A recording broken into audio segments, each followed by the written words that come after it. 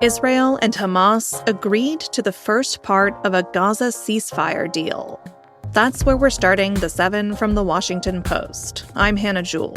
It's Thursday, October 9th. Let's get you caught up with today's 7 stories. If it is successfully carried out, this U.S.-backed deal would set into motion a plan to end 2 years of devastating war in Gaza. Israel's cabinet still needs to sign off on the deal. It's expected to do so today. Once it does, Israeli forces are set to partially pull back their troops within 24 hours. That's according to a senior U.S. official. Then, a 72-hour clock begins for the release of all remaining hostages held by Hamas in Gaza. President Donald Trump, who announced the deal yesterday, said that is likely to happen on Monday. Israel will also release some Palestinian prisoners, and aid will be delivered to Gaza's starving population. Longer-term questions about Gaza's future remain, and about the future of Hamas. But even though some details remain unresolved, many Palestinians appeared to be hopeful yesterday. Celebrations broke out in Khan Yunis in Gaza.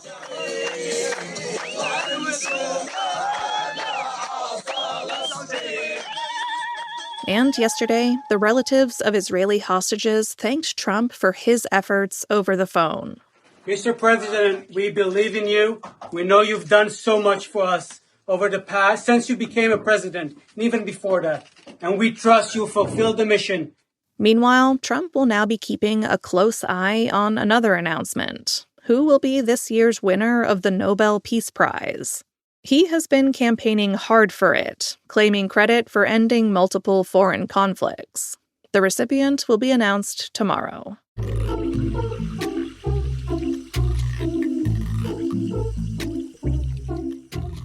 Texas National Guard troops have begun operations in the Chicago area. That's number 2. Around 200 Texas National Guard soldiers and about 300 from the Illinois National Guard have been mobilized for an initial period of 60 days.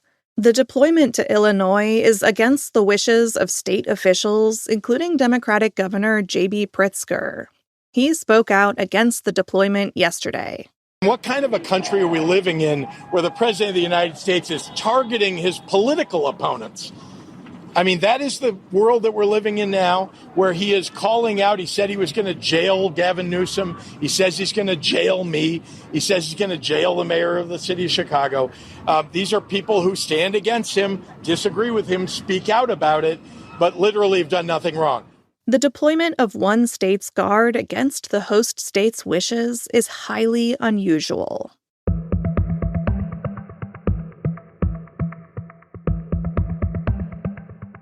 Number 3 is a Post exclusive. The Pentagon investigated nearly 300 of its employees over comments about Charlie Kirk. After last month's shooting death of the conservative activist, Defense Secretary Pete Hegseth issued an extraordinary order.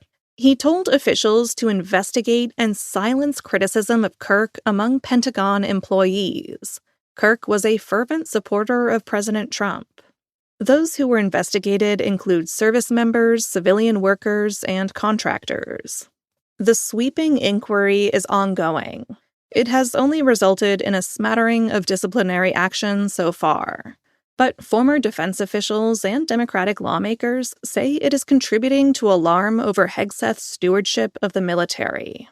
Personnel are only expected to remain loyal to the Constitution, not any one party or president.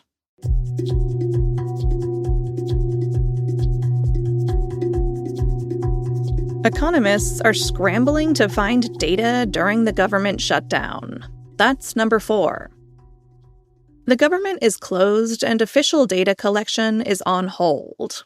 So analysts are trying to find new sources of information, or any clues on what might be happening in the economy. They're looking at paychecks, credit card expenditures, and restaurant reservations. They're tallying up Broadway show bookings and even the number of visitors to the Statue of Liberty. With so much of the economy in flux, anything might help.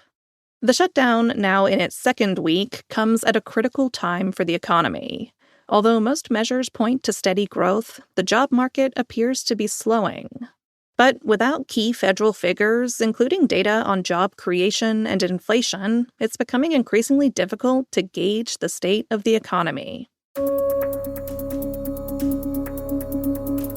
Number 5. A man has been arrested and accused of starting the deadly Palisades Fire in California. Jonathan Rendernecht is a 29-year-old man from Florida.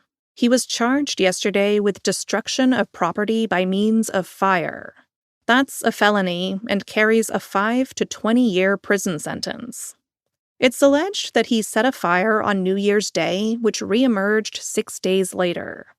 That became the Palisades Fire, which destroyed nearly 8,000 buildings, burned through 23,000 acres, and killed 12 people. Investigators said they found an incriminating ChatGPT prompt that Rendernecht had made, asking the AI chatbot to make a dystopian painting depicting rich people watching the world burn down. Rendernecht also allegedly asked ChatGPT if someone would be at fault if their cigarette started a fire.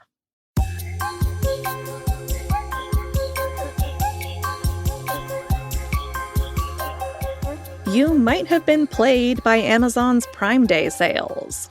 That's number 6.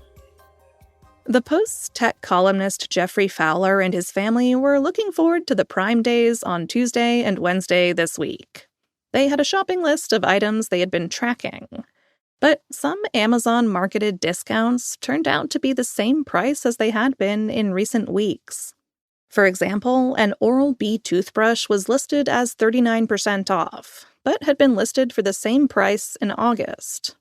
When Fowler checked the prices of every non-grocery product he bought on Amazon in the past 6 months, he realized he would have only made savings of 0.6% in the sale, almost nothing.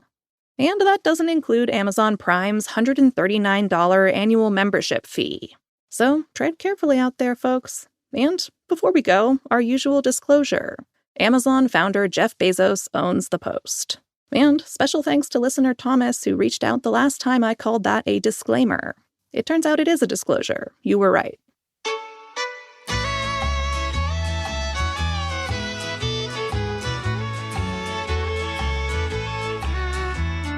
And at number 7, Dolly Parton is not dead yet. This would be great news to announce on any given day. But the reason we're talking about it today is because Dolly's sister Frida accidentally set off a panic this week with a post on Facebook.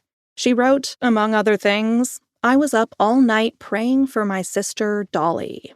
That sent fans of the 79-year-old country legend spiraling. But yesterday, Frida clarified that she didn't mean to scare anyone, and that her sister had merely been a little under the weather.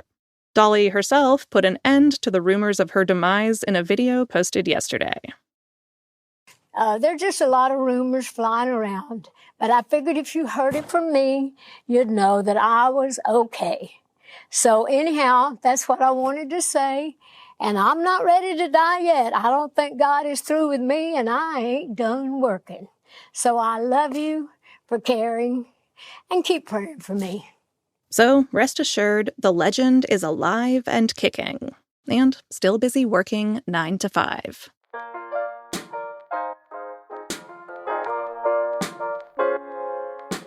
All right, you're all caught up. It's been too long since I last told you to subscribe to The Washington Post. Let's correct that. You should subscribe to The Washington Post.